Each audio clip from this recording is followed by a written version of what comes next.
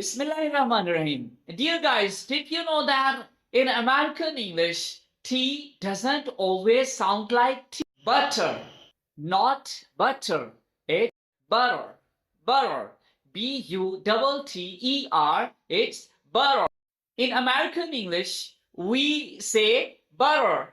Butter. We don't say butter or butter. It's butter. Need some water?